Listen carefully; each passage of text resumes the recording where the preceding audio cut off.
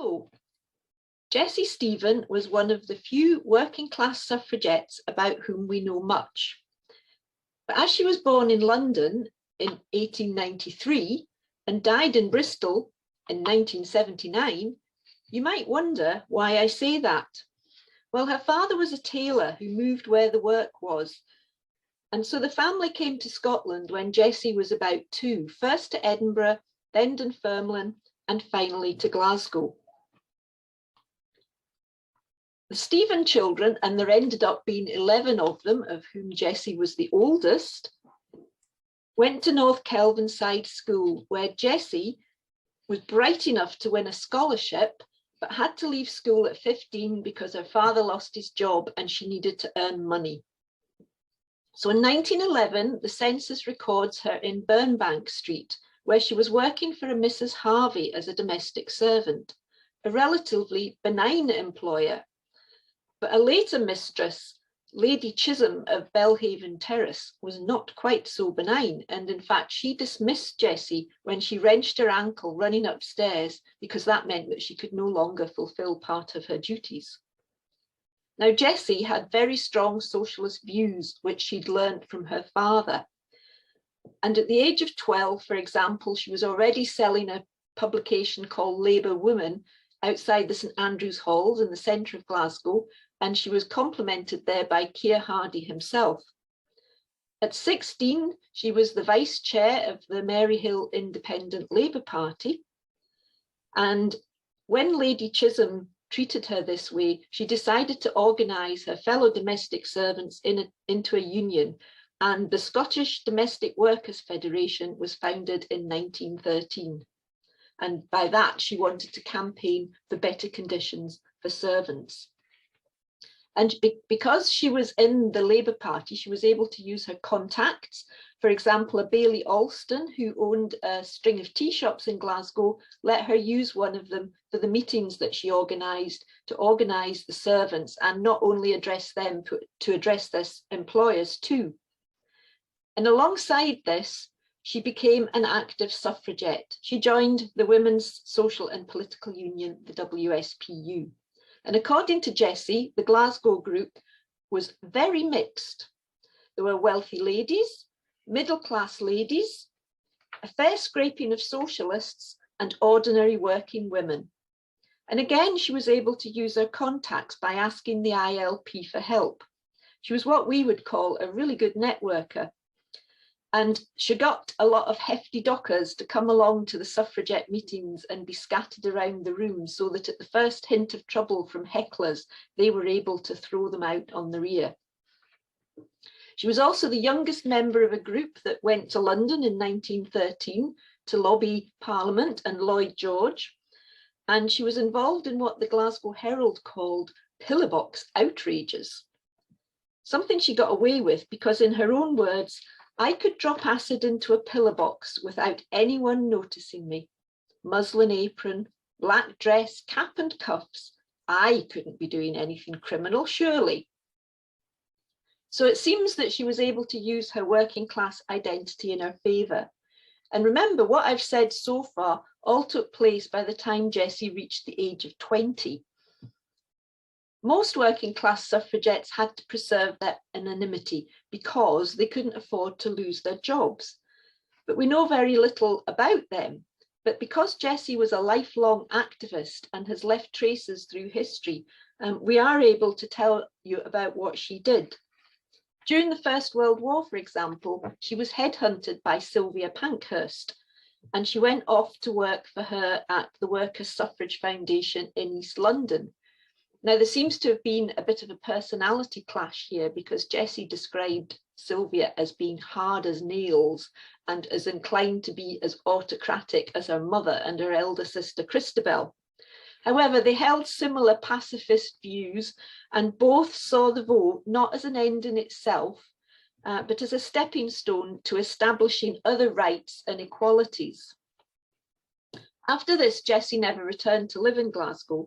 She moved around the UK preaching the socialist and trade union gospel, and she also took that abroad, with travelling thousands of miles in 2 tours of North America, which she undertook in her early 20s. Now, of course, none of this paid any more than expenses, so she also had to look for whatever work that she could find. And she became a journalist, for example. She wrote a column for the Glasgow Herald, amongst other things, about domestic service. And she again used her networking skills, putting out feelers amongst her friends and acquaintances to try and get jobs to pay the rent. And as a librarian myself, one of the favourites is the time that she spent as a manager of a Tupney library in Lewes in Sussex. But wherever she worked, she always fought for equality. She always fought for unionisation and to get equal pay for women. Now, in parallel to all this, she stood regularly for public office. She was a poor law guardian in Bermondsey. She became a councillor several times, and she also stood for Parliament several times, but unsuccessfully. Now, the strange thing is that the Parliament Qualification of Women Act of November 1918 allowed women to stand for Parliament at the age of 21, whereas the Representation of the People Act earlier in the same year meant they couldn't vote until they were 30. So the first time that Jessie stood for Parliament in Portsmouth in the 1920s, she wouldn't even have been able to vote for herself. And that didn't happen until 1928, when women got the vote on the same terms as men. The last time she stood for Parliament was as late as 1964, but by this time she was leading a far more settled life. She had moved to Bristol in 1944 because she was offered a permanent trade union job there, and she remained there for the rest of her life. She became the first woman president of the Trades Council in Bristol, and she got the TUC Golden Badge in 1955 for her efforts, and she was awarded an MBE in 1977. And when she died in 1979, her funeral was attended by prominent Labour figures such as Tony Benn. So Jessie had survived long enough to see the introduction of the Equal Pay Act in 1976, but she was wise enough to realise that this wasn't the end of the matter.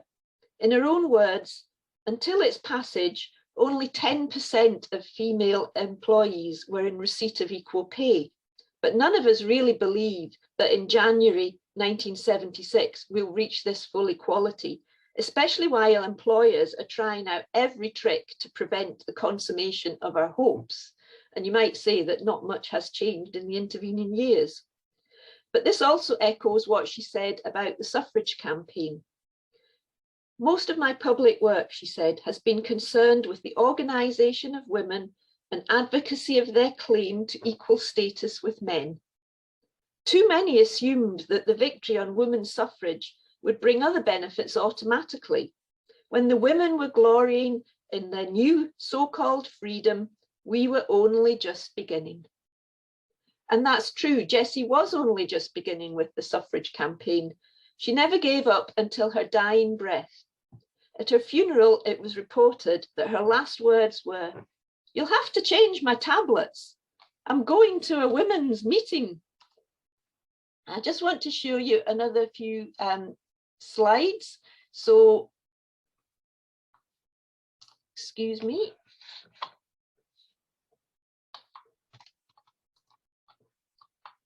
I want to tell you about what I think are the three best sources of more information about Jessie. And one of the reasons we know so much about her is that she left an unpublished autobiography.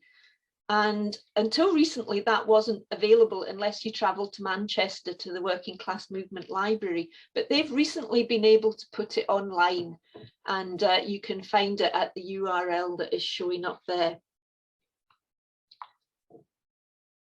Another thing that's recently become available digitally, and I imagine there's been lots of people beavering away on these things over lockdowns, is the suffrage interviews done by a historian called Brian Harrison in the 1970s.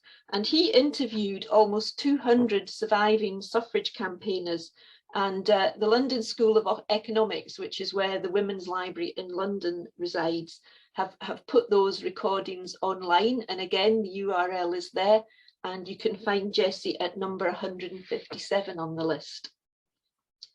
And finally, there's a spare rib article from 1975, which interviews Jessie and also intersperses quite a few quotes from her autobiography. Now that's gone the other way. That used to be online, but now isn't. But there are copies in Glasgow Women's Library if you want to go along and have a look.